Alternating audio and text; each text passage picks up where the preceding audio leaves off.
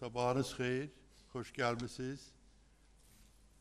Çok memnunum ki bizim bu teşebbüsümüz böyle bir geniş bir auditoriyanı yığıb, mən sizə hamınıza təşəkkür edirəm ki, siz bizim dəvətə cavab verib gəlmişsiniz. Çox sağ olun.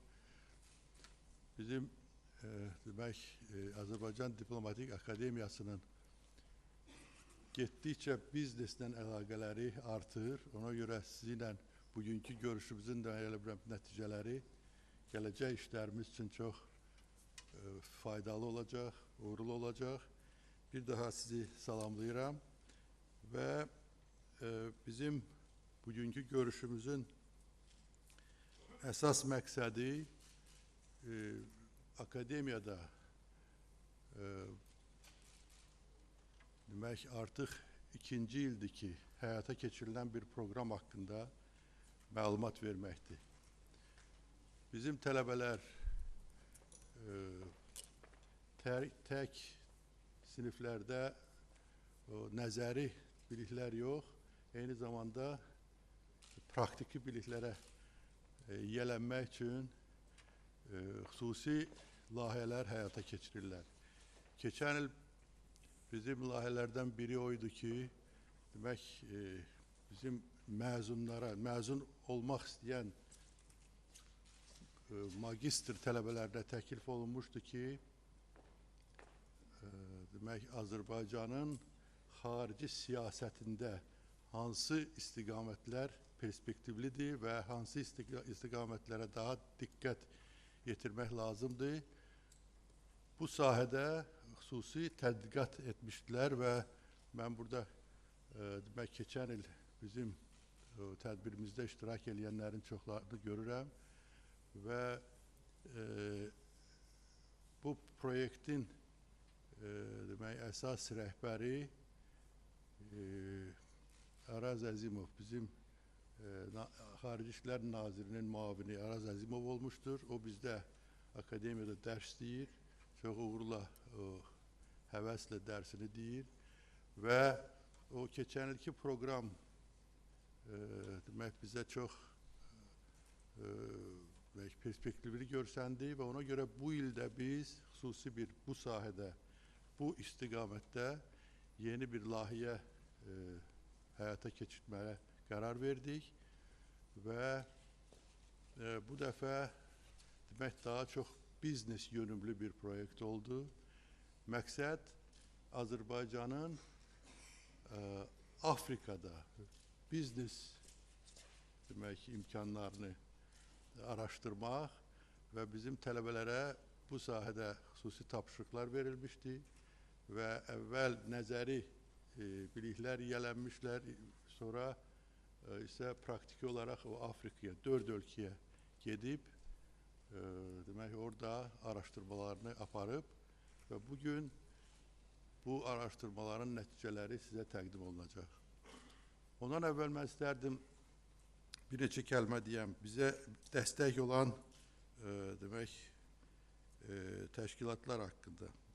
Bu iki proqramın əsas sponsoru Bağlan qrupu olmuşdur. Mən onlara bütün Bağlan qrupun rəhbərliyinə minnətdarlığımı çatdırmaq istəyirəm və bugünkü məclisimizin də təşkil olunmasında demək Rüfət Məmmədov Aspromonun prezidentinə biz təşəkkür edirik və Azərbaycan Sahibkarlar Konfederasiyasının sədri Məmməd Musayevə təşəkkürümüzü bildiririk. Məmməd müəllim keçən il burada iştirak etmişdi. Amma deyəsən demək bu Rüfət müəllim ilk dəfədir. Bu proqramda ilk dəfəsizə. Və dediyim kimi Azərbaycan Diplomatik Akademiyasının Azərbaycanın biznes demək cəmiyyətləri ilə, biznes şirkətləri ilə ümumi gələcəyə yönəlmiş əlaqələrin genişlənməsində mən elə bilirəm bugünkü tədbirin çox böyük əhəmiyyəti olacaq. Bunu bu programı şərti olarak biz Go to Africa adlandırmıştık. Bizim planlarımız var ki gelen il olabilsin ki Go to Latin America diyək ya Go to Asia diyək. Bu dediğim gibi çok bizim tələbələri də ruhlandırdı ve bu programları biz devam ettirməkdə ısrarlıyıq. Ben isterdim ki bir daha sizin hamınıza teşekkürümü bildireyim ve bir neçə kəlmə söz demək için sözü Rüfət müəllim size vermək istiyorum. Buyurun.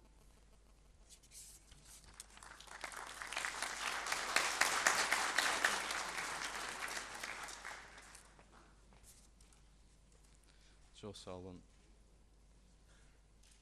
Hörmətli xanımlar və cənablar, hörmətli həmkarlar, bugünkü tədbirdə bu Go Africa layihəsinin təqdimatında, onun nəticələrinin təqdimatında iştirak etməkdən və burada danışmaqdan, yəni çıxış etməkdən böyük məmnunluq hissi duyuram. Bilirsiniz ki, ölkəmiz üçün xarici iqtisadi əlaqələrin genişləndirilməsi, ticarət və iqtisadi əlaqələrin genişləndirilməsi bizim üçün, yəni Azərbaycan üçün, bütün ölkə üçün çox əhəmiyyətli, böyük əhəmiyyət kəsb edir və ADA-nın, Azərbaycan Diplomatik Akademiyasının bu istiqamətdə apardığı iş təqdirə layiqdir. Bilirsiniz ki, son illər ərzində bizim iqtisadiyyatımız uğurla inkişaf etmişdir. Son dekadada misal üçün bizim iqtisadiyyatımız 3,4 dəfə artmışdır.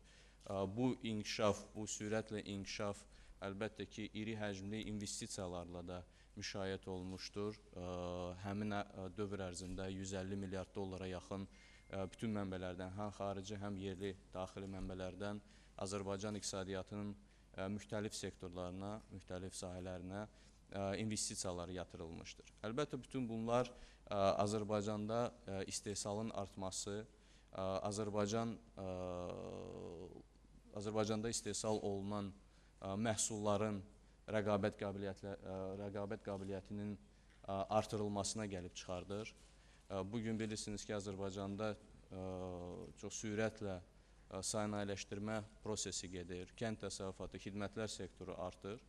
Bu da öz növbəsində Azərbaycanın ixrac potensialını artır və ümumiyyətlə Azərbaycan iqtisadiyyatının dünya bazarında nüfuzunu kifayət qədər uğurla artır. Və onu da qeyd etmək lazımdır ki, bütün bu nailiyyətlər nəticəsində Azərbaycanın ümumi ticarət dövriyyəsi 9 dəfə yaxın bu son 10 il ərzində, keçmiş 10 il ərzində artmışdır. Xüsusilə burada qeyri-neft sektorunun ixracını da qeyd etmək lazımdır. Orada da artım çox böyükdür, bir 6,5 dəfəyə yaxın bu dövr ərzində bizim qeyri-neft ixracımız artmışdır. Amma bir məsələni də mən qeyd etmək istərdim və onu qeyd etmək lazımdır və bizim, belə deyək, bugünkü mövzumuzun əsas səbəblərdən biri də odur ki, bilirsiniz, bu bizim ümumi ticarət dövriyyəsinin ilk 10 belə deyək, əsas ticarət tərəfdaşına baxsaq, görərik ki, onların payı ümumi ticarət dövriyyəmizdə 60%-dən çoxdur. İxracda isə artıq 70%-ə yaxındır. Yəni ilk 10-luq. O bizə nə deməkdir? Bizə nə göstərir? Bu rəqəm bizə onu göstərir ki, biz artıq yeni bazarlara çıxmalıyıq. Yeni bazarları deyəndə mən sırf belə deyək, bizi tanımayan və biz onları tanımayan bazarlara çıxmaqdan söhbət getmir. Biz bugün Avropa İttifaqı ilə kifayət qədər yaxşı və geniş ticarət iqtisadi əlaqələri qurmuşuq, aparırıq.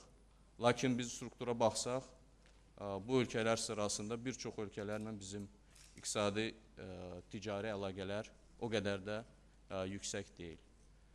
Asiya ölkələri eyni şəkildə, Latin Amerika ölkələri, Afrika ölkələri. Və bu istiqamətdə artıq işlər çox uğurla gedir, aparılır ilkin addımlar atılmışdır. Mən yəni bütün qurumlar, müxtəlif təşkilatlar, sahibkarlıq subyektləri artıq yeni bazarlara çıxırlar və bu istiqamətdə çox fəal bir iş aparırlar. Mən özümüzdən danışsam deyə bilərəm ki, Aspromo tərəfindən bu il ərzində, yəni tək bu il ərzində biz 150 müxtəlif səpkili, müxtəlif formalı biznes tədbiri təşkil etmişdik. Və bu tədbirlər nəinki bizim üçün belə deyək, ənənəvi bazarları belə, təklif edən, təşkil edən ölkələrlə təşkil etmişdik. Bu ölkələrin əslində sayı çox azdır və təşkil etdiyimiz tədbirlərin əksəriyyəti elə bizim üçün yeni bazarlar olan ölkələrlə təşkil eləmişdik biz. Yəni, əsas məqsədimiz bugün yeni bazarlara çıxmaq, bizim iqtisadi, ticari potensialımızı artırmaq və ixrac coğrafiyasını şaxələndirməkdir. Amma eyni zamanda bizim təcrübəmiz onu göstərir ki, bu işi aparanda, yəni bu yolla gedəndə biz müxtəlif stereotiplərlə üzləşirik. Bir-iki misal gətirmək istərdim. Misal üçün, Amerika Birləşmiş Ştatlarının bazarı. Bir çoxumuz üçün bu bazar çox uzaq bir bazar kimi görsənir. Eyni zamanda bu bazar haqqında fikirləşəndə biz fikirləşirik ki, orada olan tələblər bizim məhsullar üçün biraz çox ciddidir. Bizim məhsullar orada rəqabət apara bilməzlər və s. və Allah. Amma onu da bilmək lazımdır ki, keçən il ərzində, 2012-ci ildə biz 600 min ABŞ dollarına yaxın bu bazara müxtəlif növ yeyinti məhsulları və içkiləri ixrac eləmişik. Digər bir misalı gətirmək olar. Almaniya bazarı. Bilirsiniz ki, Almaniya öz alma şirələri ilə dünyada məşhur bir ölkədir və bütün dünyaya o şirələri ixrac edir, o cümlədən Azərbaycanadır. Biz Almaniyaya gedəndə bizim bir çox sahibkarlarımız biraz pessimist o bazara yanaşırlar. Nəyə görə? Çünki yenə də bizim stereotipimiz, yəni bizdə olan bu bazar haqqında stereotip odur ki, tələblər çox yüksəkdir, rəqabət aparmaq çox çətindir. Orada tətbiq olunan təhlükəsizlik, qablaşdırma və s. və Allah o tələblərə bizim məhsullarımız çətin cavab verə bilsinlər. Amma onu da bilmək lazımdır ki, keçən il ərzində Azərbaycan bu ölkəyə 300 tona yaxın alma şirəsi ixrac etmişdir. Yəni, bu bir göstəricidir. Və bu göstərici onu göstərir ki, Azərbaycan məhsulları artıq istənilən bir bazara çıxa bilir və çıxırlar.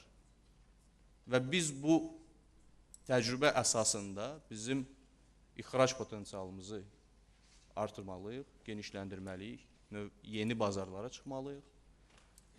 Afrikadan danışsaq, burada olan stereotiplər daha mürəkkəbdir, mən belə deyərdim. Müxtəlif risklərlə bağlıdır, sabitliyin olmaması ilə bağlıdır, yəni stereotip budur. Amma gəlin, bəzi ölkələrə aid bu stereotiplər doğrudur. Amma eyni zamanda biz misal üçün Botsvanaya baxsaq, mən bilmirəm, Botsvana bu zalda oturan əksəriyyəti üçün nəysə, yəni addan başqa bir məlumat varmı bu ölkə ərzində və bu bazar haqqında? Amma Botsvana bugün dünyada ən sürətlə inkişaf edən ölkələrdən biridir. Onun adam başına düşən ümumi daxili məhsulun həcmi artıq 10 minə yaxınlaşır, 10 min dollara yaxınlaşır. Korrupsiya səviyyəsi Cənubi Koreya ilə müqayisə oluna bilər. Baxın, Namibia, Zambiya, Marakeş, Bloomberg'a uyğun, yəni Bloomberg bilirsiniz, tanıyırsınız yəqin, çox məşhur bir, nəinki telekanal da eyni zamanda bir tədqiqatları aparan bir qurumdur. Bax, bu Bloomberg'in apardığı bir tədqiqat top 20 inkişaf etməkdə olan ölkələr. Dünyada inkişaf etməkdə olan ölkələr. Bax, bu top 20 ölkə sırasında 4 Afrika ölkəsi var. O cümlədən Namibia, dediyim kimi Zambiya,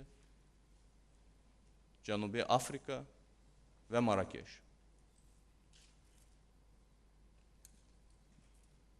Yəni, bütün bunların dediklərimin məqsədi odur ki, biz o stereotiplərə qarşı müxtəlif növ təbliğat aparmalıyıq. Və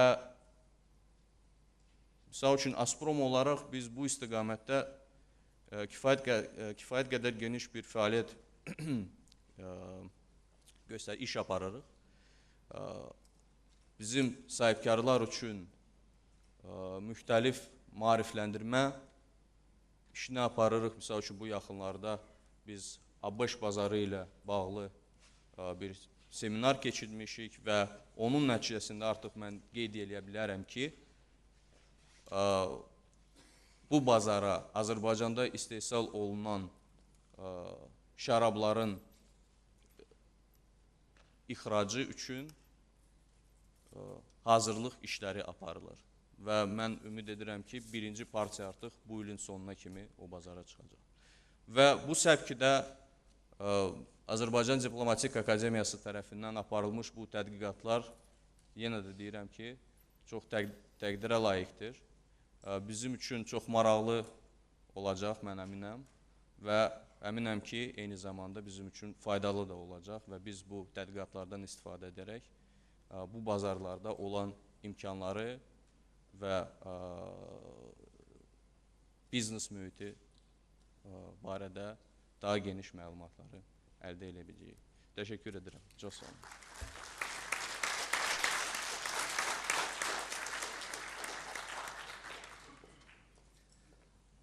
Hörmətli Hafiz müəllim, hörmətli tədbir iştirakçıları, mən bizim həmkarımız əsasən Azpromu sahibkarlıq və təhsil münasibətləri barədə danışdı. Mən qısaca olaraq bugünkü akademiyanın fəaliyyətinə, bu tədbirə balaca münasibətimi bildirmək istəyirəm.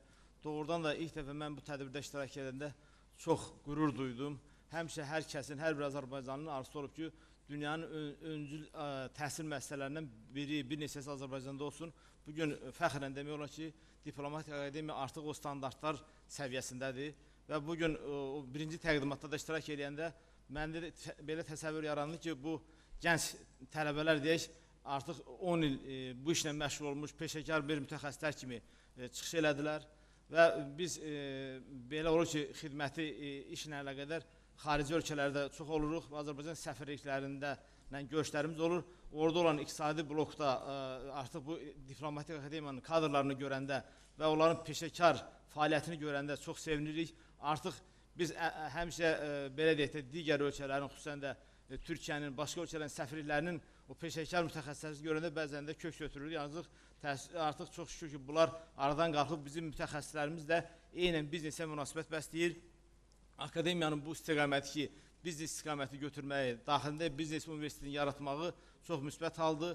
Mən alqışlayıram. Bugünkü iştirakçılara da uğurlar arzu edirəm. Hesab edirəm ki, bayaq Hafiz müəllim dedi və biz də dəstəkləyirik və Azərbaycan sahibkarları adına dəstəkləyirik ki, belə tədbirləri digər qitələrlə də eləsəniz çox fayda olar. Bu, Azərbaycan sahibkarlığının dünya bazarına çıxmağına təkan verir. Uğurlar arzu edirəm. Sağ olun.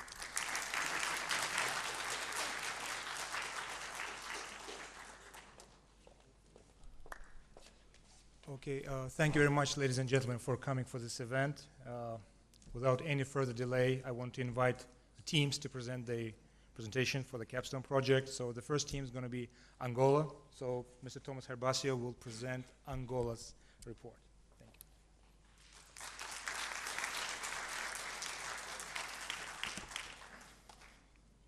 you. Thank you very much. Thank you very much, Anar Malim, distinguished guest. Thank you for being here. I know you're very busy, so we really appreciate your time to present our results. So I'm really proud to be the first one, and I'm going to introduce some quick facts about Angola. It's impossible for us to summarize in 12 minutes a week trip and months of research. So please, after we present, there's going to be a question and answer session, and then feel free to approach us individually. We will gladly help you and assist you in any way. So for you, Angola might sound very distant and not no country, but actually, besides the fact that President Dos Santos from Angola actually studied in Bacuel State Academy during the 60s and formed his family here, there are many similarities between both countries that would actually help you to put in context Angola. Just like Azerbaijan, Angola's independence started with war, and actually Angola's civil war ended just 10 years ago. But once again, just like Azerbaijan, strong and assertive leadership coupled with huge oil resources ensure macroeconomic and political stability, and now both countries actually are one of the fastest growing economies in the world. So this growth actually based on oil resources, similar to Azerbaijan's tendency, is aiming to diversify to several sectors, as you can see. In order to achieve this, the government is supporting private-public partnerships, promoting special economic zones with tax incentives, and also a huge array of privatizations, from shipyards to iron processing companies. There's even a privatization for an elevator installation company. So there are the vast array of companies that are ready to be privatized. The great potential of Angola comes from its abundance of natural resources, huge amount of land, arable land, huge amount of water resources, big coastline with fishery resources, as well as mining resources. There is a young and vibrant population that is actually growing fast.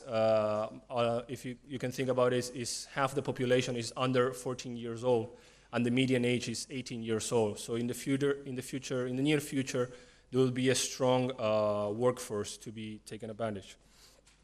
But this diversification and these potential resources can only, in the short term, can only be put in good use thanks to the increasing oil and gas revenues that represent almost 80% of the government revenues and 98% of the exports. So for this, the government has established an Angolan National Investment Agency with a proper investment law to protect the rights of investors and provide obligations as well, and a one-stop shop that has really reduced the time for establishing a company in Angola as well. So regarding imports, 95% of consumable goods are imported in Angola. That's a huge promise for anybody that's trying to export in the country, as they basically need almost everything. Manufacturers and equipment are mostly the biggest share of the imports, mainly from China, Portugal, and India, as well as reprocessed oil. Actually, being an oil producer country, you can see as well the lack of development in this area. Vehicle parts, agriculture, food, so there's a huge array of products that are being imported right now to Angola, which has increased the cost of living as well as the operating cost, unfortunately. So the pearl of the country, the oil and gas sector, I will just go quickly on this. It's really a very mature market, as the main international companies are already set in Angola. But the newly discovered Kwanza Basin, similar to the Santos Basin in Brazil, provides a huge potential for exploration and exploitation of oil and gas resources. Currently, the two largest projects are the Sonaref refinery, which aim to provide 200,000 barrels per day of refinery of heavy crude oil, and the Angola LNG, which will be the first LNG plant in Angola, which is a $10 billion project, currently the largest project in the country.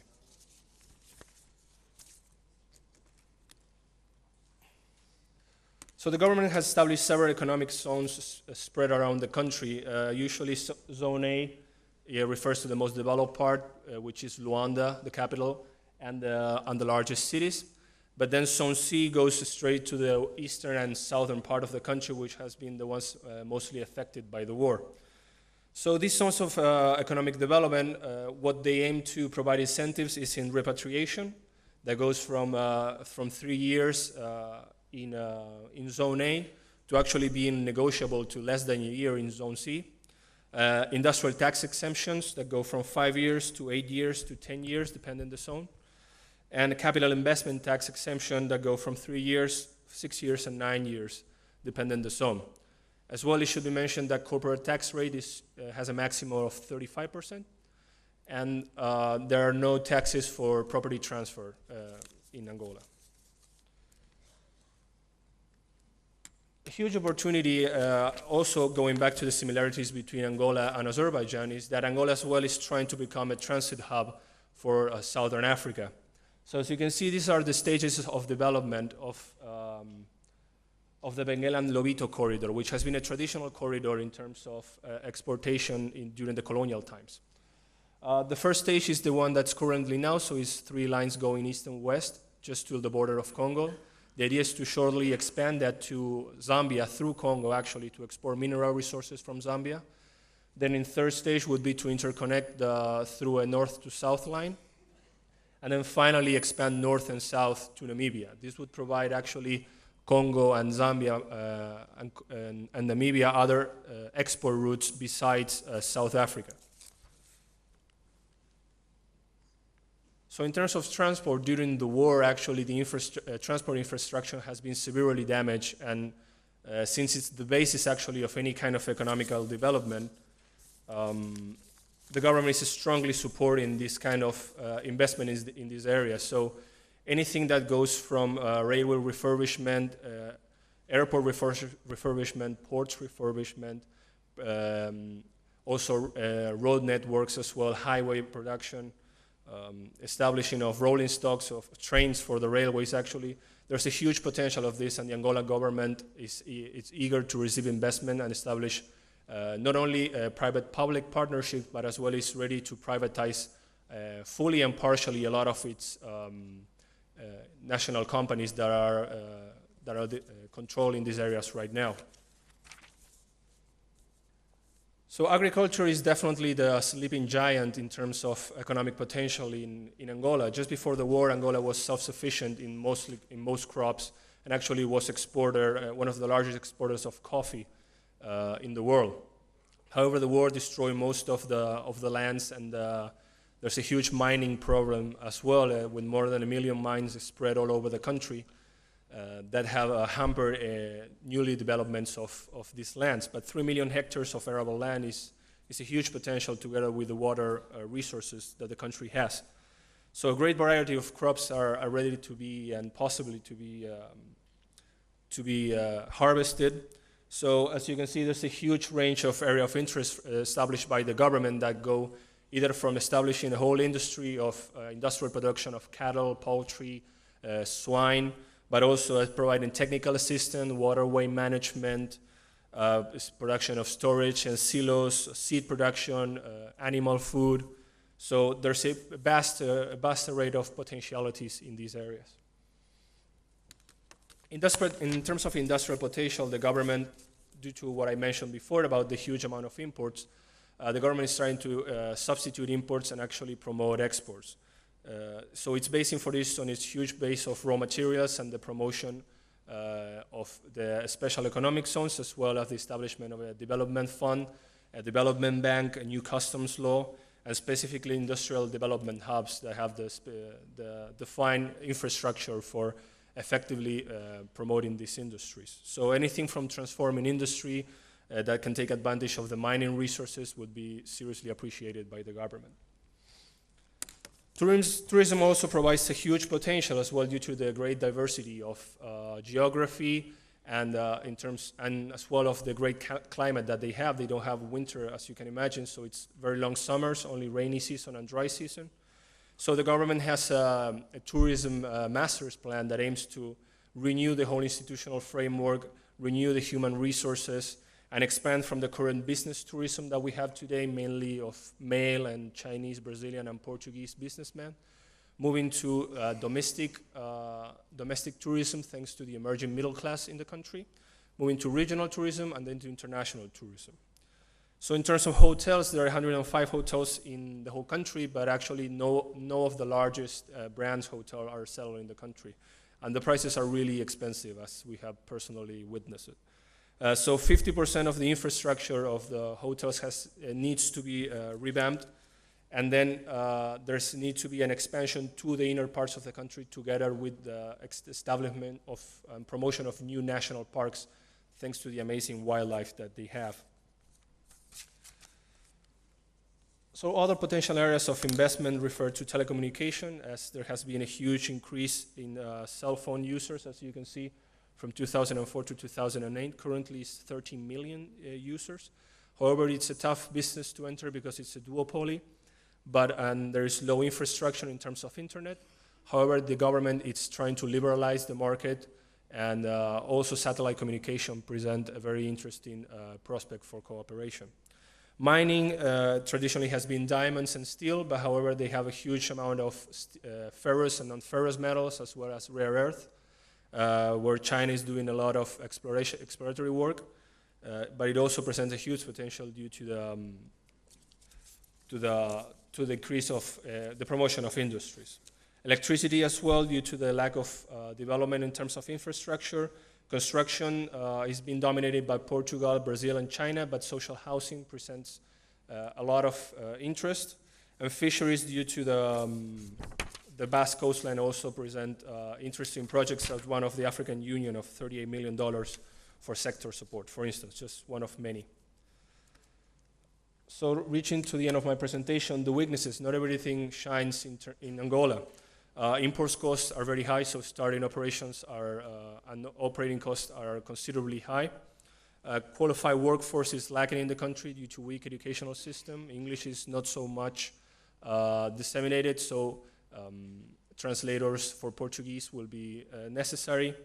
Inefficient bureaucracies, corruption are common in transition countries. One interesting fact that we discovered in our trip was the huge amount of controlling the economy that the military estimate have. The so-called Gerais, the generals, are actually a huge part of the economy, and good relationships with the government official and the military officials are, I would say, essential for attempting any business project in Angola.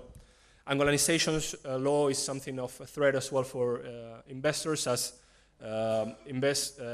foreign companies are required to progressively replace the foreign cadres of the companies in a period of 3 years, mostly, in order to fill up the jobs with Angolans. And it's a tough competition in the country because China, Brazil, Portugal, US, India, EU are already active in the country, so one has to have a very profitable project. And in terms of doing business rating, just to summarize, you can see 172 out of 190 countries. So there is still a lot of room for improvement in Angola. So finally, our recommendations would be to take advantage of the full and partial privatizations in the country. Angola is ready to get rid of a lot of companies to make them much more efficient for the Angolan population. Despite the advantages of Zone C, special Zone C in terms of tax exemptions, it would be wise to start with Zone A due to the established market in Luanda, which actually has 6 million people. So in order to get to know the country, it would be better to start in already big market of Luanda. Joint ventures are completely need for anybody that starts to enter the country due to the local knowledge of the business practices and the market structure. As I mentioned, good relation with government and military. Training programs, due to the lack of human resources, are very important. If you think you have a niche in terms of education, if you come up with a good training program for any kind of economical area, it would be very, very well received in the country. And finally, any kind of refurbishment in transport utilities and any general infrastructure also will be very well received by the Angolan government. So that's it. Thank you very much.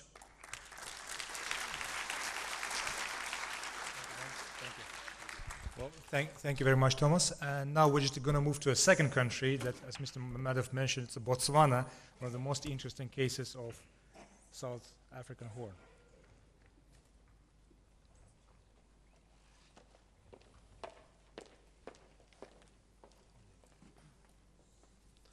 Ladies and gentlemen, this is Botswana Group, represented by me, Samir Veliyev, and my colleague, Alas Aveliyev. Botswana is a country that is one of the promising economies in African continent, and we will start the location of Botswana.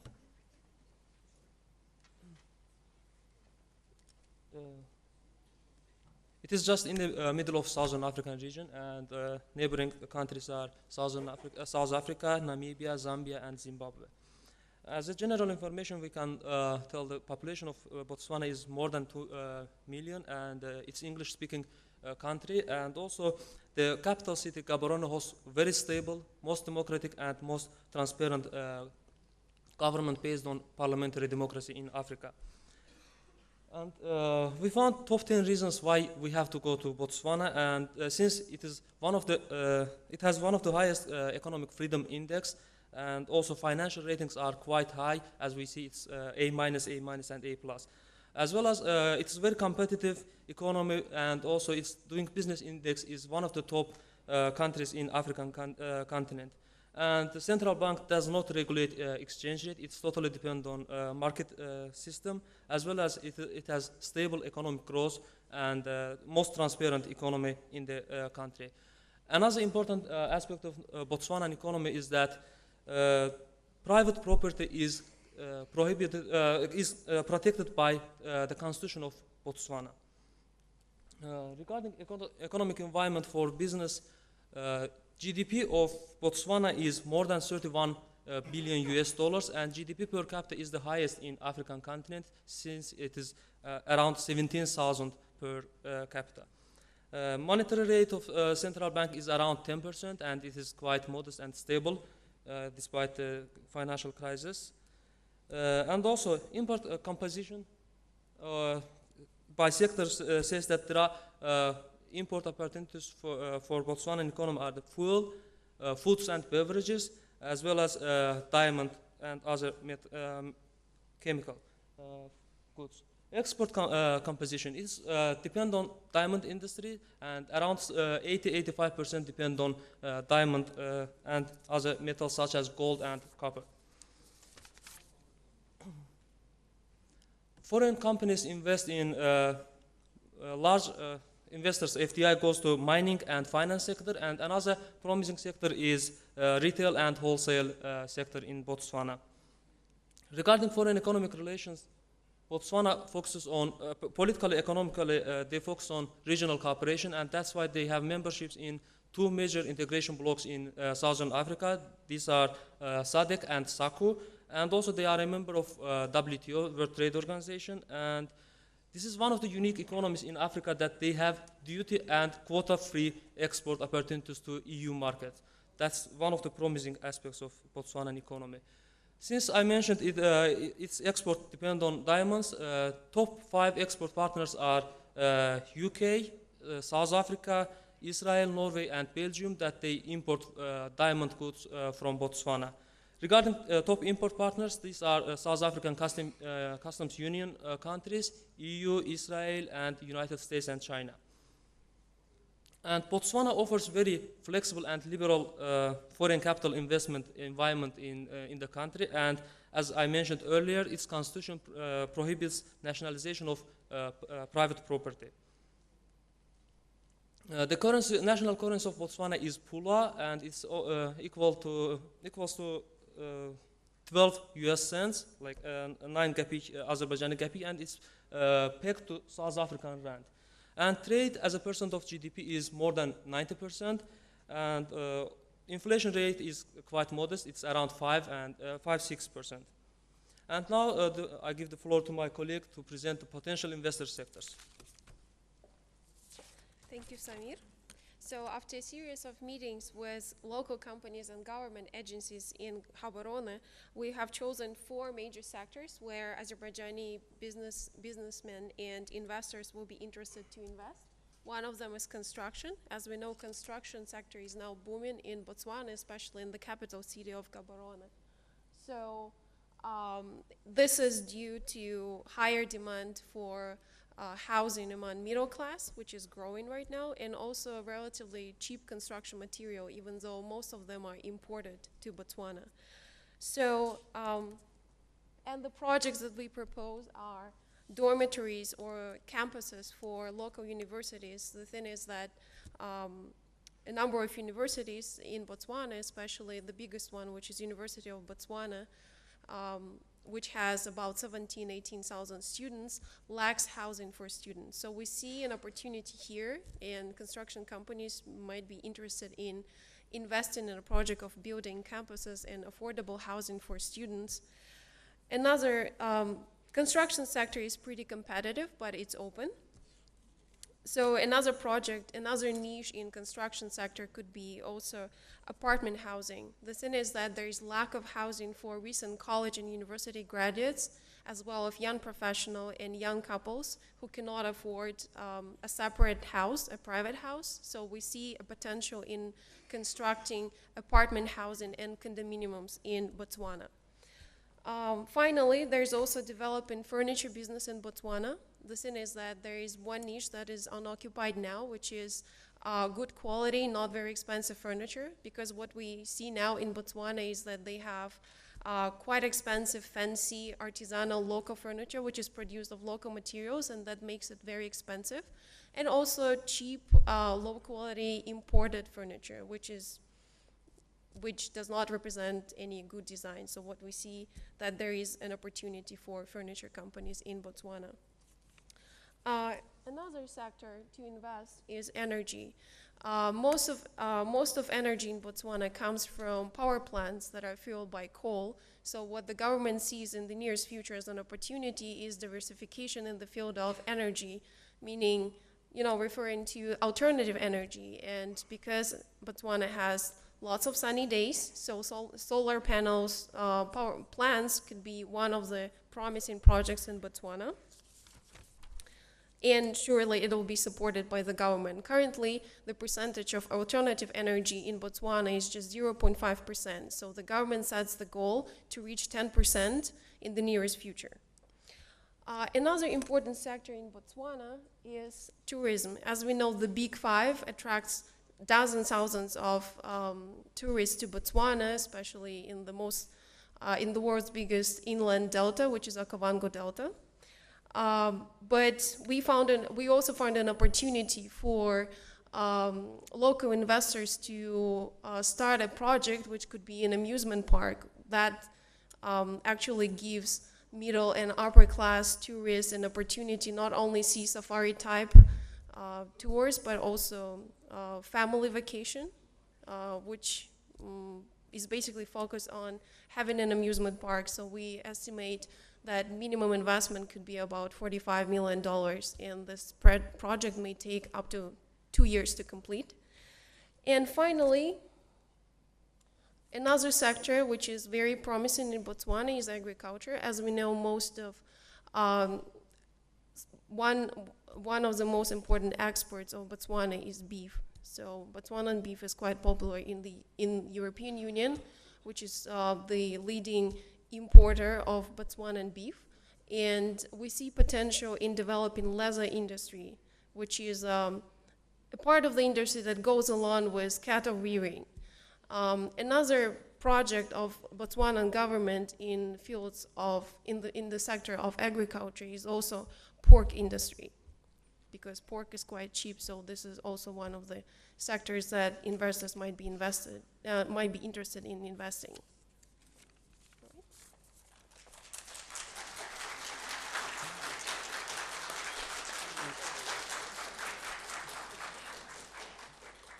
Regarding limitations and strengths of the economy, we could mention some of them. As we mentioned, it is diamond-dependent economy, and also because of geographic situation, logistics costs are quite high, that if you can transfer your goods and services, it might cost relatively high. And its climate is arid, and that's why it's somehow challenging aspect of the economy. Regarding strengths, as we said, its strategic location gives promising opportunities for businesses in regional trading, as well as effective institution and supportive government is one of the increasing aspect of business environment in Botswana. And this is some notes from our trip that average businessman could spend monthly living costs, and you can get more details in our report as well as personal contact after this presentation. And these are the useful contacts. Minister of Finance, Trade and Industry, and Export Promotion Agency are welcoming you to assist and to consult your business in their countries. Thank you very much.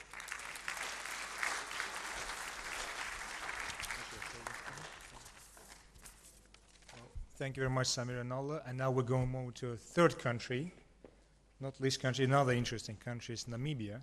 And I want to present you Farid and Ainura, who will present this country.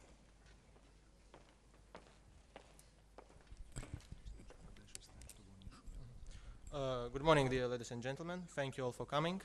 My name is Farid Osmanov, and this is my colleague Ainur Ramazanova. We will talk about the investment opportunities in Namibia, and we'll try to present you the major reasons for why the potential investor should invest in this country.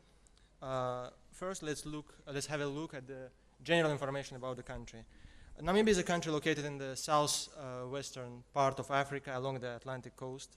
The territory of Namibia is pretty big, with a population over 2 million people.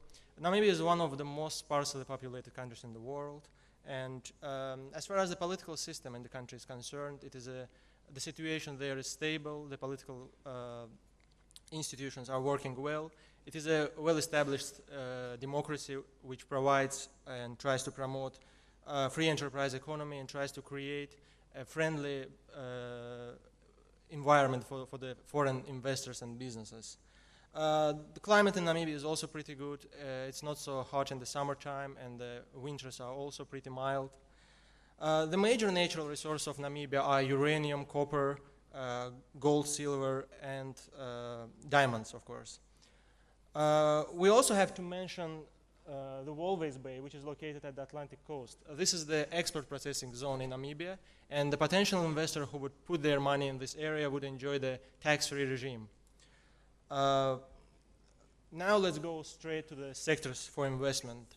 When we were conducting our research, we were trying to juxtapose the main experience and expertise enjoyed by Azerbaijani businesses with those sectors of Namibian economy that's given the priority by the government of Namibia. So based on our estimations and analysis, we have identified 4 major sectors for potential investors. The first one is infrastructure and logistics. Namibia is constantly developing country, and in order to satisfy the transportation needs of the growing economy and to connect the important different points in the country and in the region to each other, more and more logistical projects are demanded. And Azerbaijani businesses which are quite experienced in this area might think of this opportunity too and invest their money in the railway and road construction and development, as well as land servicing and the development of land for the housing industry. In order to do that, a potential investor has to obtain the government contract, and this can be done either through the Ministry of Finance or the publication of private tenders. Although we would strongly advise the potential investor to choose the first option, because in that case you would get in the direct contact with the people who are responsible for the running of the project. Just to give you one example of a project in this sphere, there is a $56 million contract in order to provide the paving of roads in the Amusati region of Namibia. The second sector that we have identified is construction, and particularly the construction of houses. Namibia is one of the most unequal countries in the world as a result of the apartheid, which was implemented in the country before 1990. But now, due to the latest development of the Namibian economy, the middle class in the country is emerging, and those people who comprise the middle class, they demand more and more affordable houses at reasonable prices in the urban areas of Namibia. So, and that caused a socio-economic crisis in Namibia because the gap between demand and supply of houses is growing, and government tries to attract the potential foreign investors to fill that gap. So Azerbaijani companies which are experienced in the sphere of construction will basically invest in the construction of houses for the lower and middle segments of the population of Namibia. We have also a couple of concrete projects that we might offer to you. The first is construction of low-cost houses and commercial properties. The cost of this project is about $1.8 million US, and it basically intends at construction, renovation, and selling of houses. Here at the bottom you can see the contact of the people who are promoting this project, and if you're interested you might get in the contact with them. Another project is the establishment of construction company which would provide services mainly to the central and northern part of the Namibia. This project aims at construction of buildings, roads and bridges in the respective parts of the country. The other project is tourist resort development. Namibia in the recent times tries to develop its tourism potential, and one of its aims is to construct more facilities for this business. So this project will basically aim at the construction of facilities for accommodation, recreation and conferencing, and the cost of the project is about $1.5 million US. The third sector that we have identified as a potentially good sector for investment is oil and gas, because Azerbaijan is already very experienced in this sphere. We think that it's time to go in such a distant market as Namibia and try to develop those markets, and by so doing gain certain benefits. So although Namibia currently is not an oil and gas producing country, the potential is out there. It is estimated that there are 11 billion barrels of potential oil reserves and also 1.3 trillion cubic feet of proven gas reserves in the Kudu field, which is located in the offshore zone in the Atlantic Ocean. So there are pretty sound opportunities for in the upstream oil and gas industry, and Namibian government is also trying to promote this sector of economy and offers the joint ventures and partnerships with local companies. One of those companies is Namcor, which is pretty serious company which is in charge of majority of power stations in the country. The petroleum income tax for those who wishes to engage in this business is 55% plus 5% of royalty rate. As an example of the project in this sphere is import, export and transportation of finished fuel goods and oil products to the neighboring countries. The cost of this project is $80 million. This is pretty expensive, but worth of thinking. Another project is a development of Port of Walvis Bay. I mentioned it in the beginning of my presentation that this is an export processing zone in Namibia and enjoys a tax-free regime. So Namibian government, by proposing this project, the government of Namibia, they try to develop Namibia as a provider of repair and storage facility for the offshore industries. And the cost for this project is $48 million US. The last sectors that we would propose to you is manufacturing. This is somewhat special sectors and unique sector of Namibian economy because it enjoys special treatment by the government. Because Namibia tries to develop its export-oriented industrialization, special benefits are given to those investors that are intending to establish manufacturing business. Because Namibia now imports majority of the manufactured products from abroad, and especially from the South Africa. And in order to reduce that dependency on the South Africa, the government gives special conditions to these businesses. And also, especially if you establish your manufacturing business in the export processing zone. Examples of the projects in this sphere would be food processing, textile and clothing industries, creation of ginneries for cotton production, aluminum and steel materials, construction materials, windows and doors, and other materials.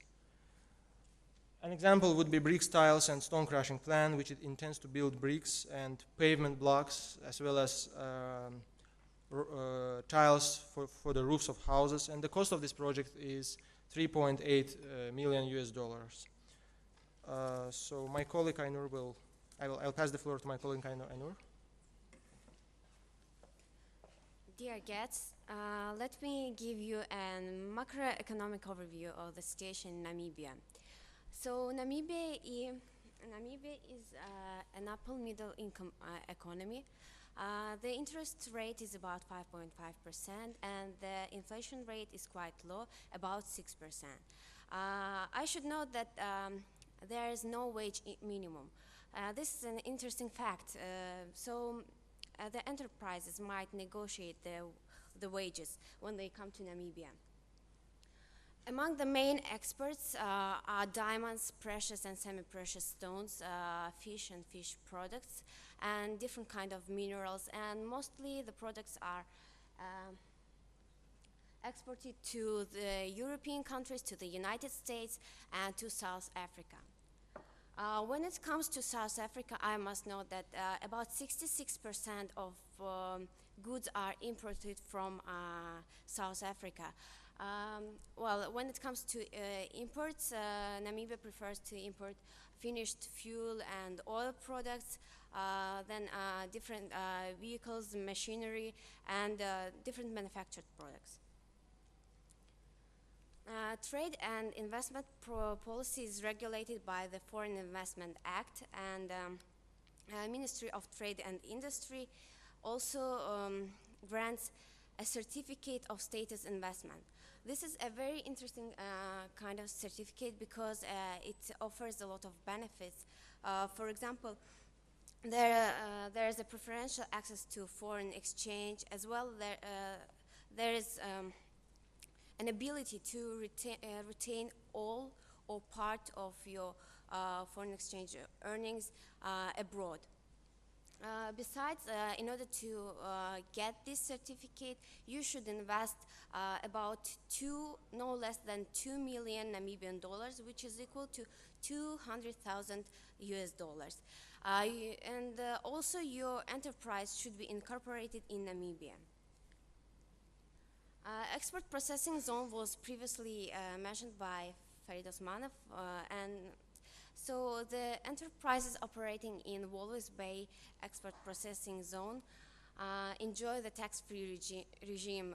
They're exempt from corporate tax, VAT tax, and other duties. Also, I should mention that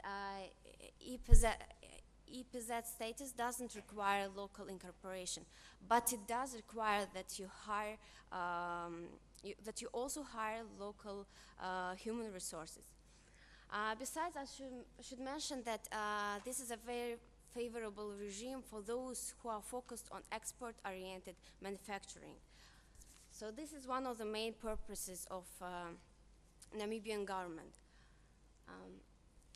When it comes to taxation, there is a very convenient situation for those who want to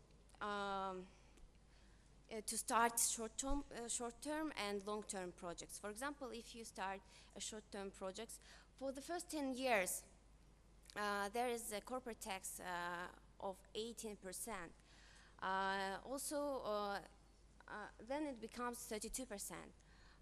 The value-added tax is about 30%. There are also special tax incentives for manufacturers. For example, additional 25% deduction on training expenses and wages. I must note that in general the tax regime is very flexible, so it can be negotiated with the Ministry of Finance. When it comes to procedures, there are in total 10 procedures you must pass through in order to register your business and to start your business. Well, we must admit that it takes a bit longer than average, about 90 days, and it's about, costs less than 6,000 US dollars, but it's worth it. Life of a businessman is very attractive in Namibia. There are almost all facilities offered to you. The prices are very cheap, and we could see that. And the food is just excellent for Azerbaijani stomachs. We enjoyed food there, so this is a very interesting fact about Namibia. So if you decide to go to Namibia, you should first contact a Namibia Investment Center at the Ministry of Trade and Industry. Further information can be found in our report. Thank you very much for your attention.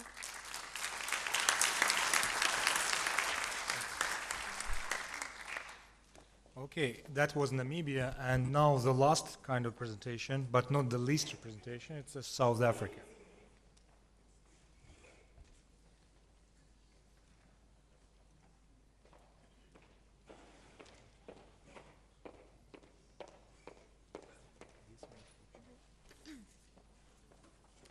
Ladies and gentlemen, distinguished guests, thank you for joining us today. And my name is Camila, and my colleague Mihiaddin Karimov, we're going to present the report on South Africa.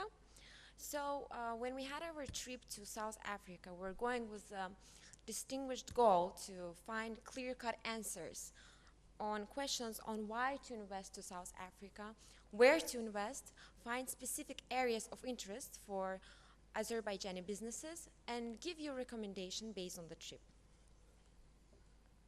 So why do we invest in South Africa?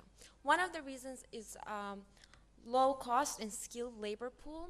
This has several advantages. First of all, this is beneficial for the input to the South African government. Another one is that based on the law, when over 60% of the employees in the South Africa are supposed to be locals, it makes beneficial and gives an opportunity to employ them with a lower cost. There's a rapid developing middle class, making a window of opportunity for the consumerism and consumption of goods both imported and produced in South Africa. There's a low stable inflation rate, which you might see from the report. If you look at the graphs, it's around 5.6%, and it hasn't much fluctuated in 5 years. This is a very political stable country, which is very important when investing into African countries. It is both a member of G20, and we also have an embassy in South Africa, which is pretty important. Due to the rankings in South Africa, it has the highest rates, both for budget transparency, for accounting, for reporting. It has one of the highest rates for protecting investors, borrowers, and lenders. It is also rated in very good terms of steps in doing business in terms of time, versions of time, and amount of money spent on registering of business in South Africa. Basically, the most of economic overview is given in the report, so what we want you to concentrate on is the limitations seen. This is the unemployment and the Gini index, but both of these two areas may be used actually for the benefit, as I have mentioned before, due to the low cost of the skilled labor, both unemployment and the unevenity in the population may be used actually for the good in investing. So basically, if you see that the GDP composition, most of it is contained from the services, and then it goes to the industry and agriculture. The services provided are from the banking industry, financing, and tourism, and government services. If you see at the export and import compositions, I just might remind you that it doesn't really see the urgent needs of the country, but from that you might see what basically are the main exports and imports of the country, and the greatest trade dealers with South Africa, which is basically the giant agreements are with China. It's about 116 billion a year.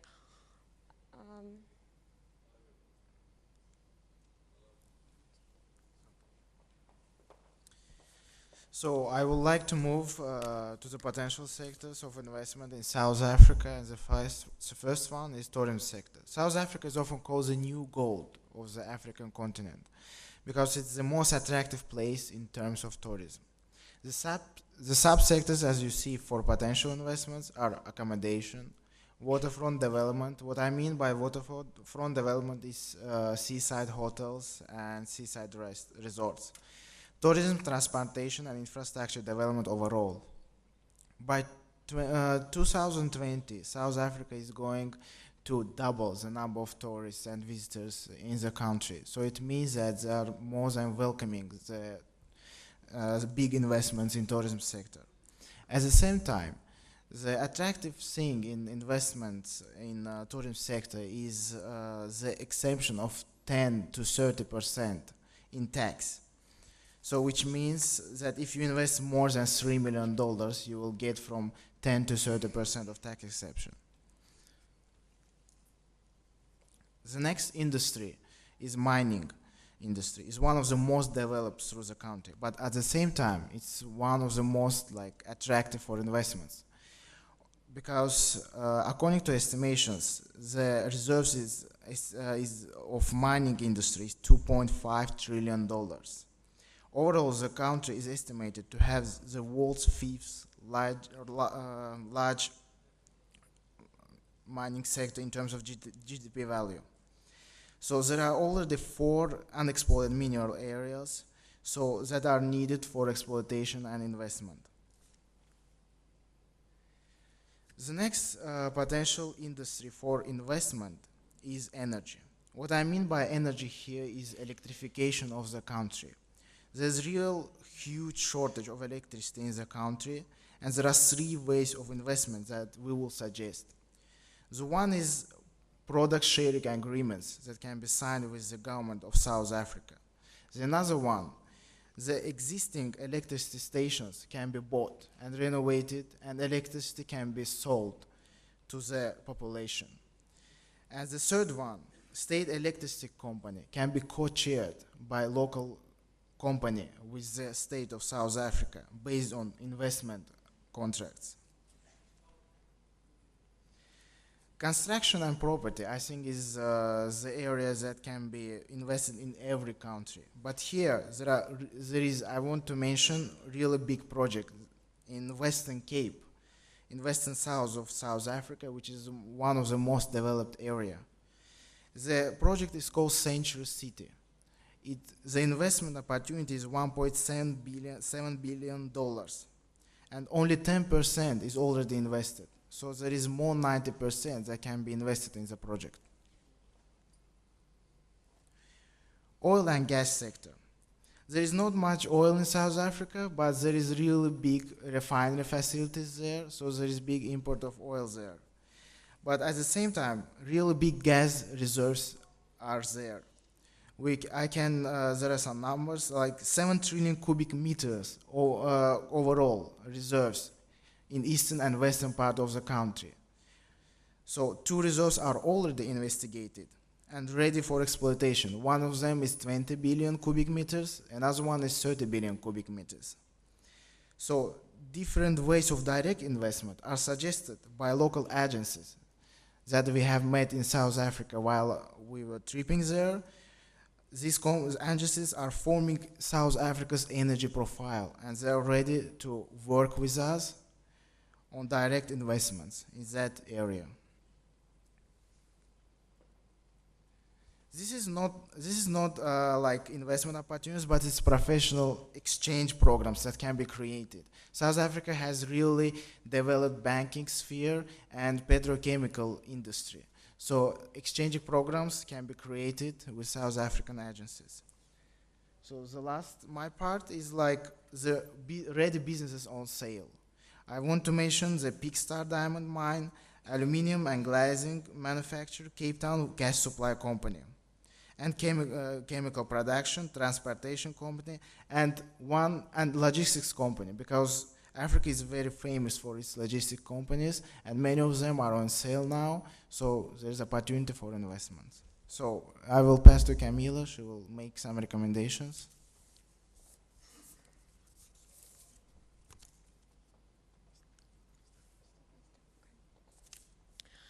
So basically, now you have the report. We got the contacts, and in any case, if there's any contacts and any specific sphere that you're interested in, and if you can't find it in the report, you can always contact us. We have also, we actually recommend contacting a business exhibition Citex. It's made every year, about 2 times a year, they make business exhibitions where you can meet local companies and arrange meetings, and they actually arrange meetings for you. And some of the recommendations would be investing in southwestern part of South Africa because of already developed industrial and social infrastructure. Another one is recommending starting businesses with local companies. That will be easier to register your company, as well as with taxation and employment. Another one would be keeping away from traditional industries like mining, because there are already such trade giants as China dealing with mining and automobile business. Another one would be suggesting to focus on businesses that have regional demand in order to reduce the logistics cost made in the region. And again, actually, the best point would be at the very beginning just to contact Citex, because it really gives a lot of wide range of opportunities. At the end, we would like to thank Bağlan Group for providing us for the general and financial support and providing us with an opportunity to explore and invest Africa.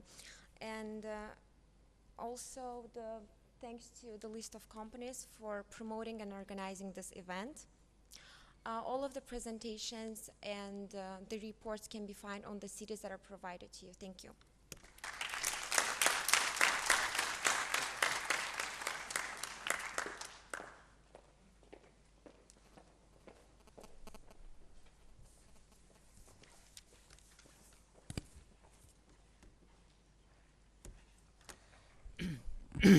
Hörmətli sahibkarlar, hörmətli şirkət nümayəndələri, xanımlar və cənablar, biz sual-cavab sessiyasına keçməmişdən öncə bir neçə elan sizin diqqətinizə çatdırmaq istirdim. Əvvəla bizim tələbələrə təşəkkür bildiririk. Çox gözəl, ətraflı, dərin prezentasiyalar hazırlayıblar və ümid edirik ki, bu prezentasiyalar və sizə paylanılan disklərdə olan daha ətraflı hesabatlar sizin bizneslər üçün maraqlı olacaq və siz bundan sonra növbəti investisiya layihələr haqqında düşünəcəksiniz. Sizdə belə bir sual yarana bilər ki, niyə Azərbaycan Diplomatik Akademiyası biznes layihələrlə məşğul olur? Əvvəla birincisi, müasir dünyada diplomatiya və biznes çox sıx əlaqəli bir sahələrdir və bizim xarici ölkələrdə diplomatik uğurlarımızın bir hissəsi də təbii ki, Azərbaycanın biznes layihələri ilə bağlıdır. Digər tərəfdən, bəlkə çoxlarınız bilmir, Azərbaycan Diplomatik Akademiyası artıq öz missiyasında da müəyyən dəyişikliklər edib.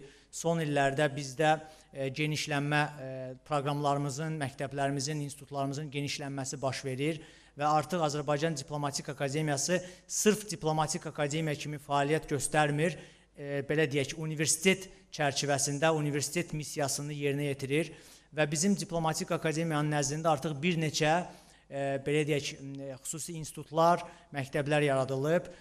Bunlardan xüsusilə qeyd eləmək istəyirəm Biznes Məktəbi, Business School of Business və İnformasiya Texnologiyaları və Mühəndislik İnstitutu, School of IT and Engineering və digər deməli institutlar da var və beləliklə Azərbaycan Diplomatik Akademiyası tam şəkildə bir universitetə çevrilir. Və bununla bağlı mən hətta qeyd etmək istərdim ki, biz xaricdən mütəxəssislər də cəlb eləmişik, dəvət eləmişik və onlar bizim genişlənmiş universitetin aparıcı figuralarıdırlar. Onlardan xüsusilə mən qeyd etmək istərdim Biznes Məktəbinin dekanı Dr. N.J. Deliner. Xahiş edirəm sizin. Dr. N.J. Deliner Amerikadan dəvət olunub və yəqin ki, bu yaxın zamanlarda sizinlə ünsiyyətdə olacaq, sahibkarlarla, biznes icması ilə çox sıx əlaqədə olmaq istəyən bir şəxsdir və onun yanında bizim akademiyanın yeni tədris işləri üzrə prorektoru Dr. Patrick Quinn'i də mən sizə təqdim etmək istəyirəm. Və o da cənab Patrick Quinn də bizim genişlənmiş universitetin belə deyək, yeni missiyasını yerinə yetirmək üçün bir dəvət olunan bir şəxsdir. İkinci bir elan ondan ibarətdir ki, biz bugünkü tədbirimizi bu prezentasiyalarla, bu layihəni biz bugünkü tədbirlə bitirmək istəmirik. Biz istərdik ki, Azərbaycan Diplomatik Akademiyası bu belə investisiya layihələri davam etdirsin və artıq bizim rektor Səfir Hafiz Paşayev qeyd etdiyi kimi gələn il biz Latin Amerika ölkələrinə və uzaq şərq ölkələrinə səfərlərimiz planlaşdırılıb və biz istərdik ki, sizi bu işlərdə, bu layihələrdə əməkdaşlığa dəvət edək. Artıq siz görürsünüz ki, Bağlan qrupu bir gözəl ənənəyə deməli əl atıb və bizimlə əməkdaşlıq edib bu layihəni dəstəkləyib. Biz istərdik ki, sizləri belə bir əməkdaşlığa dəvət edək və hətta ilkin addım olaraq biz istəyirik biznes forum təşkil eləyək, yəni Afrika, Azərbaycan sahibkarlarının biznes forumunu dəvət edək. Nə qədər bu ideya sizin tərəfinizdən dəstəklənir, nə qədər buna ehtiyac var, nə qədər siz buna maraq göstərirsiniz və yaxud Latin Amerika ölkələrinə, Asiya ölkələrinə səfərləri nə qədər sizi maraqlandırırsa, biz istərdik ki, siz bizimlə ünsiyyətdə olasınız. Bizə öz təkliflərinizi, iradlarınızı, ideyalarınızı, maraq göstərdiyiniz məqamları bizə çatdırasınız və bunun üçün mən istərdim ADA fondunun prezidenti Natiq müəllim sizə təqdim edəm və əgər sizin hər hansı bir istəkləriniz olarsa, bu layihələrdə bizimlə əməkdaşlıq etmək istərsinizsə, Natiq müəllim əsas kontakt deməli şəxsdir və o bu layihələri rəhbərlik edir. İndi isə mən sual-cavab sessiyasına keçmək üçün Anar müəllimə sözü verirəm. Okay, just switch back to the English. Now the time for the question and answers session. So if you have any questions, we have two volunteers over here who can just give you a microphone in order to answer your questions. And our panel, distinguished panels over here, if you have any questions, you're more than welcome to ask them. Yes, I think the ladies behind, yes. In English or in Azerbaijan? Ne dilde istiyorsun hanım? In which language? It doesn't matter. Okay, I would like to ask my question in English so that I guess our students and people here and our guests, ladies and gentlemen, and our foreign guests will understand me. First I have to say that it's a very good idea that Azerbaijan will invest in Africa, but I see very high competition. The sectors Azerbaijan will or should invest in Africa, it's very competitive. Okay. So, how can you face this competitiveness, and what you recommend? I would like to ask our students if they plan any programs to face this competitiveness in the future, and I wish good luck. It's very interesting for me if they answer this question. And I forgot to introduce myself. I'm Nigar Abdulkarimova, and I'm from the Language House. Okay, thank you very much. Thank you, Roshinka Khan. Who can take first step? Somebody? So how can face competitiveness? Okay. Yeah. Thank you for your question. Well, as you could have mentioned, we emphasize those sectors which Azerbaijani companies have certain experience in, like agriculture, like entertainment or construction. Like for example, in construction sector, there is a trend now that Botswana government is unsatisfied with the low quality of a service which is provided by Chinese companies. And really they would like to invite more highly qualified companies who even can build maybe with more expensively, but which will be more suitable. Because Botswana is really developing, the inflow of money is increasing, so they're ready for it. And I think that those projects that we presented are, will be really possible for our companies to compete. Anybody else? Yes, go ahead. So first of all, I think that it mostly depends on which sector we are going to invest. So in South Africa, particularly, the traditional sectors like the mining are, as you said, the more competitive. But you can still think about the industries which Azerbaijan has its advantage, comparative advantage. For instance, the oil and gas. So we are already investing in many countries. So why we cannot in Africa? So moreover, what we recommended is to start with cooperation with the private consulting companies like PwC. Then they can give you more broad information about the specific market that we are going to invest, and you will beforehand know that what kind of competition you are going to face there. So that will be our answer. Yes, go ahead. I just would like to add up that we think that competition is in any business a part of the game. And if you look at the other markets, say in Latin America or Asia, you would see perhaps that the competition is more there than in Africa. And in our presentation, we tried to indicate those sectors that would face least competition, meaning that those sectors where Azerbaijani businesses have their potential and experience, and the sectors which are least competitive in Namibia. Thank you. Yeah, first of all, thank you for the question. As the president of ASPROM mentioned, that's one of the stereotypes, and saying that it's really hard to go to US market or EU market because of high competition. Competition is a part of the game. If Azerbaijani companies want to go outside, they should be quite competitive. Besides that, the areas that we have identified are the least competitive in terms of big giants like China, Brazil, India, and etc. And telling about the competition, Angola has a vast area, and China or other big giants cannot cover all.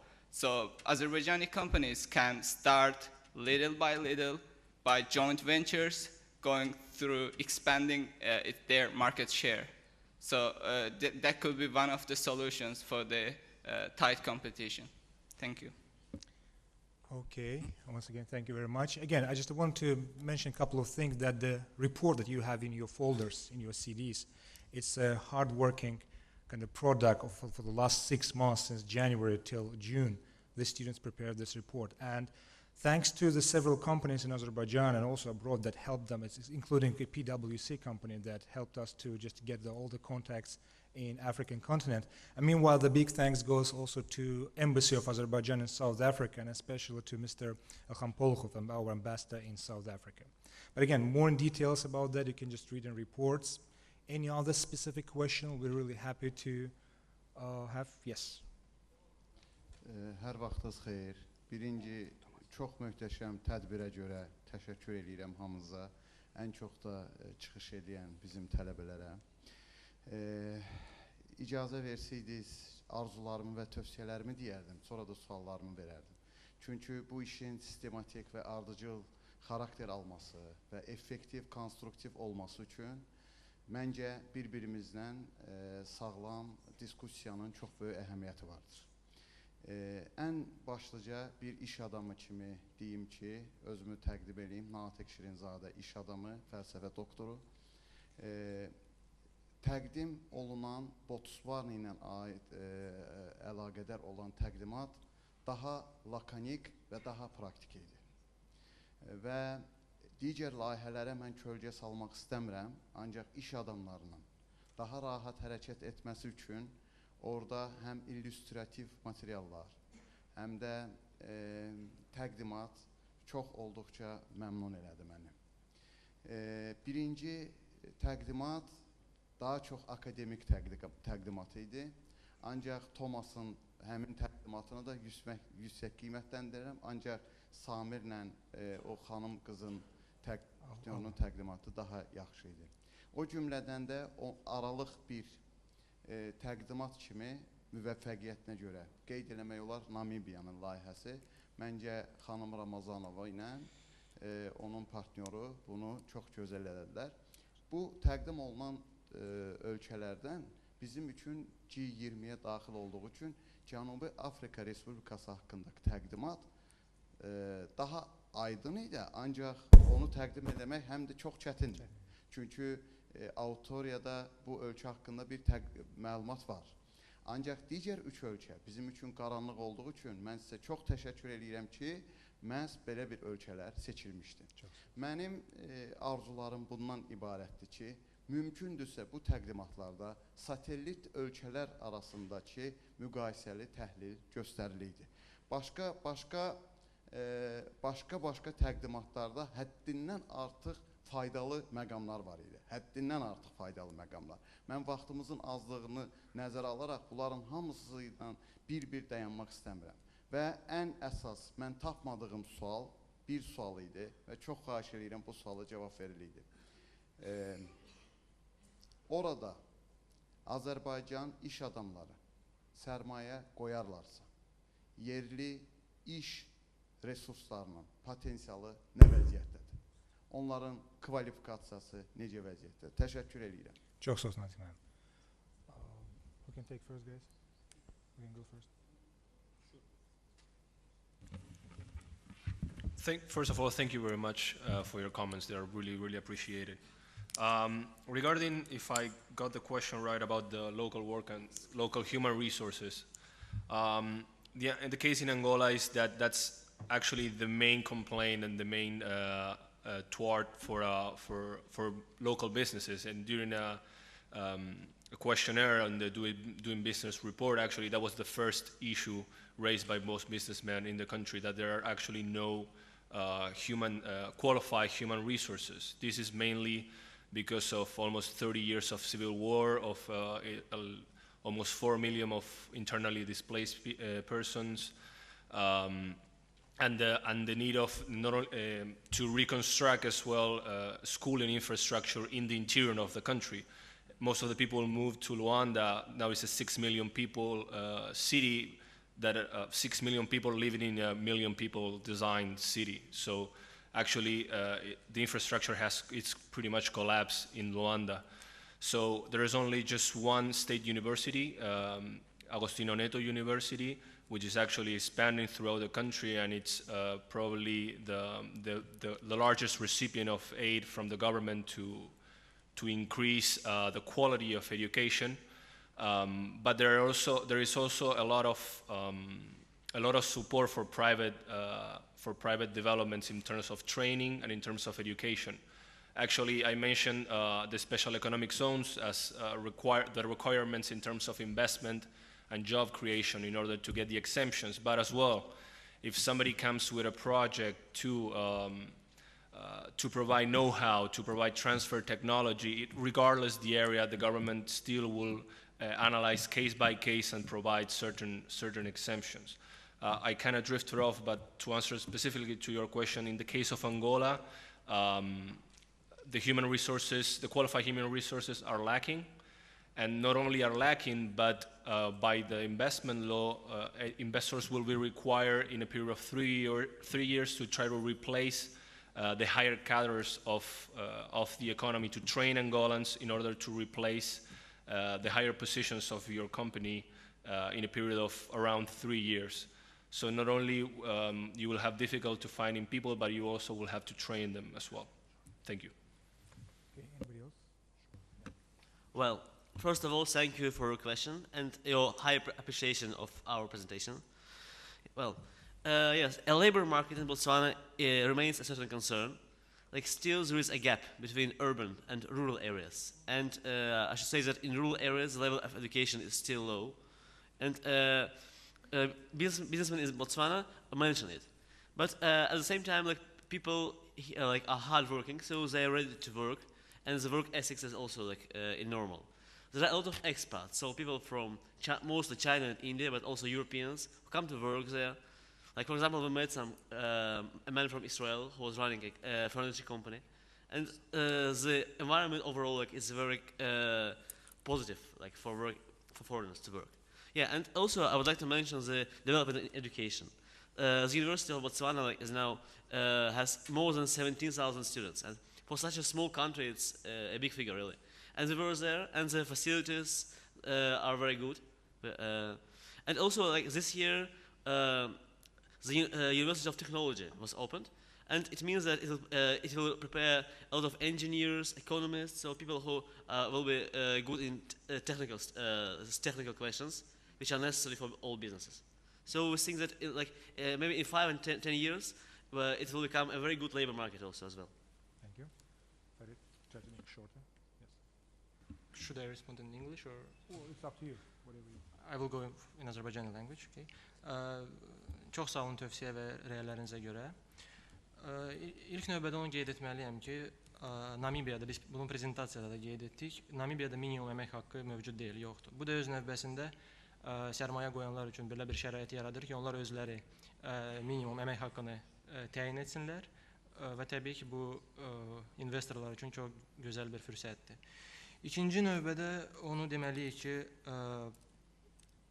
hal-hazırda Namibiyada təhsilə çox investisiya yatırılır və bu da çox güman ki, gələcək illərdə öz bəhrəsini verəcəkdir və daha çox ixtisaslı işçi qüvvəsi yaranacaq bu ölkədə.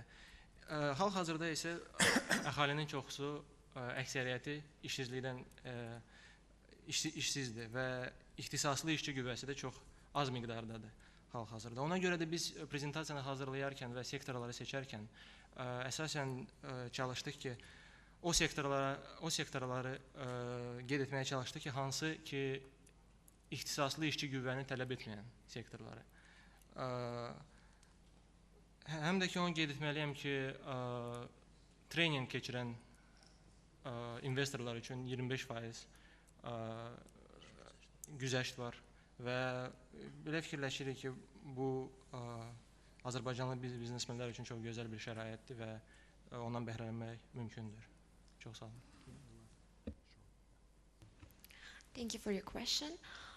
In South Africa, the problem is that while there's a low cost to employ workers, most of them, a high population is unskilled.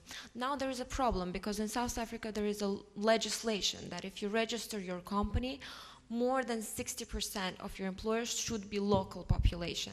Now, if they're unskilled, this is a problem. Of course, it depends on the area which you're investing in, but there was an offer from the Department of Home Affairs of South Africa when they give you two options. One option is if you're registering a company and there is no skilled workers, you basically give them a document saying that I have to bring my own workers, and they give you a specific percentage or a specific time in which you basically don't need to employ the local population. Another option is that the South African government will actually pay you, so you would train their population and their workers and then use them afterwards. Thank you. Well, thank you very much. Well, unfortunately, since as we know that most of you are businessmen who come and just take us some time to visit our presentation, thank you very much for coming here today. And as according to agenda, we promised to finish by 12 o'clock, so it's a little bit late for 10 minutes. But again, I want to say thank you very much on behalf of Azerbaijan Diplomatic Academy for taking this opportunity and visiting us and taking part in our presentation. We hope to see you again next year in the same type of the presentation that will be actually entitled Go to Latino Capstone Project. So hopefully next year you'll be here again. Again, thank you very much for coming. I hope to see you again.